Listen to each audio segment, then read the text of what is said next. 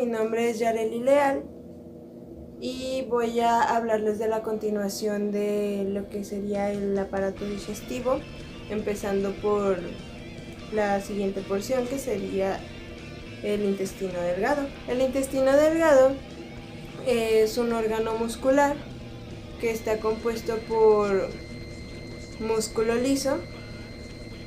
Su principal función es absorber los nutrientes del quimo. Se extiende desde el píloro, que el píloro sería el esfínter inferior del estómago, hasta la unión iliocencal, que es donde se une el intestino delgado con el ciego. El ciego viene siendo la primera porción del intestino grueso.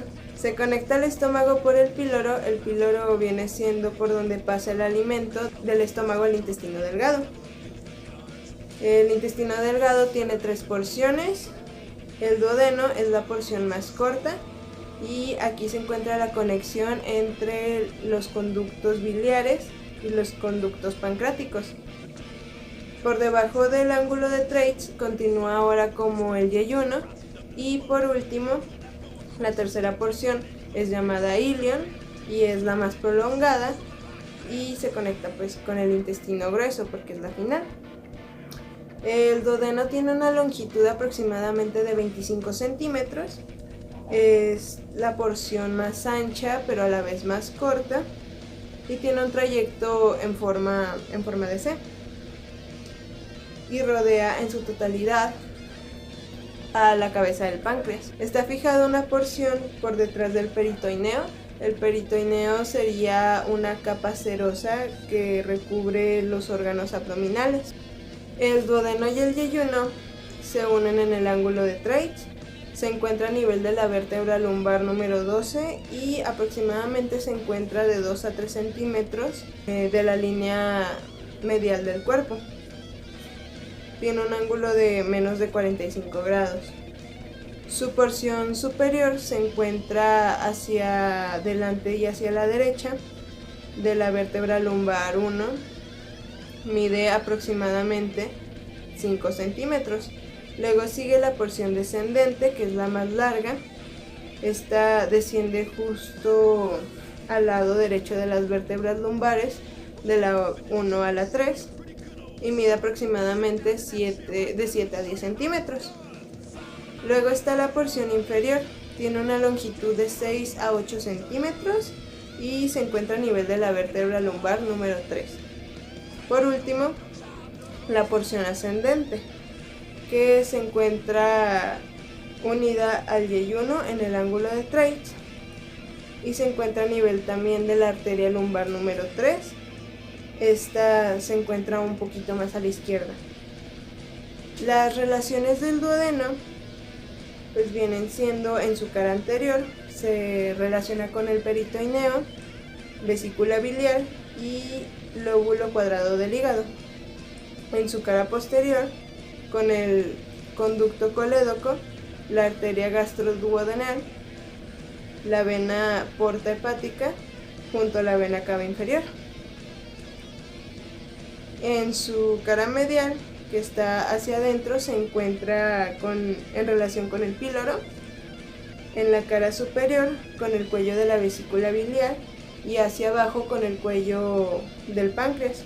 Y a nivel de las vértebras se relaciona con la vértebra lumbar número 1. Como ya dije, el duodeno tiene varias porciones. La relación de la porción inferior con otros organismos sería pues en la cara anterior con la arteria mesentérica superior, con la vena mesentérica superior y con el haces del intestino delgado. En la cara posterior sería con el psoas mayor del lado derecho, la vena cava inferior, la aorta abdominal y el uréter derecho.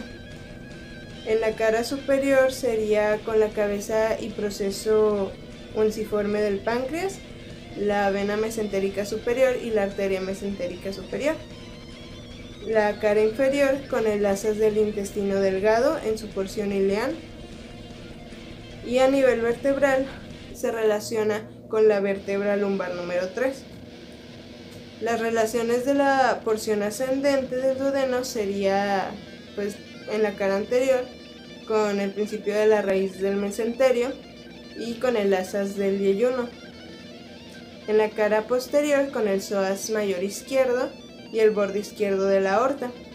En la cara medial, con el proceso unciforme del páncreas, la cabeza del páncreas, la arteria mesentérica superior y la vena mesentérica superior.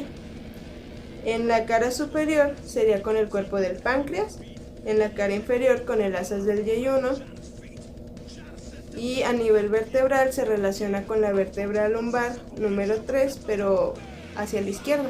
De aquí nos pasamos a la segunda porción del intestino delgado, que sería el yeyuno. Esta porción pues se encuentra entre el duodeno y el ilión, que pues es la del medio. Su función principalmente es absorber sustancias. La mayoría de los nutrientes se absorbe por el intestino delgado, más o menos en esta parte. A lo largo del tubo digestivo hay vellosidades que harán que los nutrientes absorbidos se vayan al torrente sanguíneo para que éste los tome y los pase por todo el organismo. Por eso lo que comemos debe ser bien degradado, para que sea más fácil de absorber y más fácil de transportar por todo el cuerpo por el torrente sanguíneo.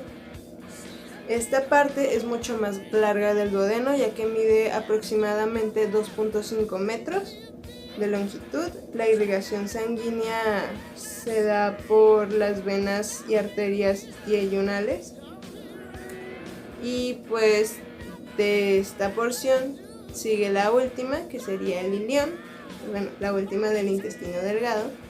El ilión es el principal punto que absorbe la vitamina B12. Al ser el último tramo del intestino delgado, se conecta con el intestino grueso por la válvula ileocecal. Su longitud es de aproximadamente 3.5 a 4 metros. Tiene una coloración rojiza, al igual que el yeyuno. Por eso al verlos es un poquito difícil distinguir dónde empieza pues el ilión y dónde termina el yeyuno, porque pues tienen un color muy similar. Está irrigado por las venas y las arterias ileales. Ya pues empezando con el intestino grueso, pues se encuentra localizado entre el ano y la válvula ileocecal, que es la unión entre el ciego y el ilión. Se divide en diferentes porciones, empezando por el ciego, que está adherido al apéndice cerca de la fosa ilíaca derecha.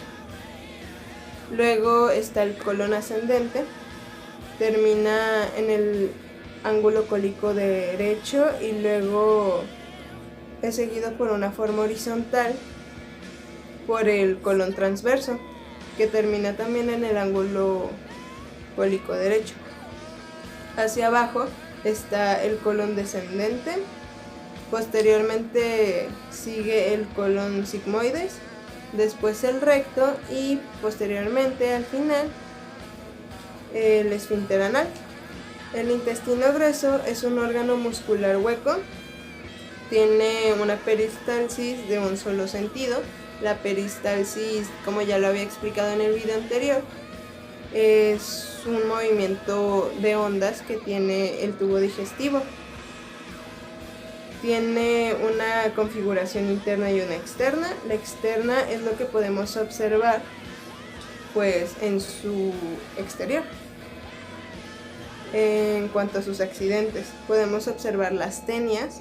Son unas cintillas longitudinales que se pueden observar macroscópicamente y están hechas de fibras musculares y se encuentran a lo largo de todo el intestino.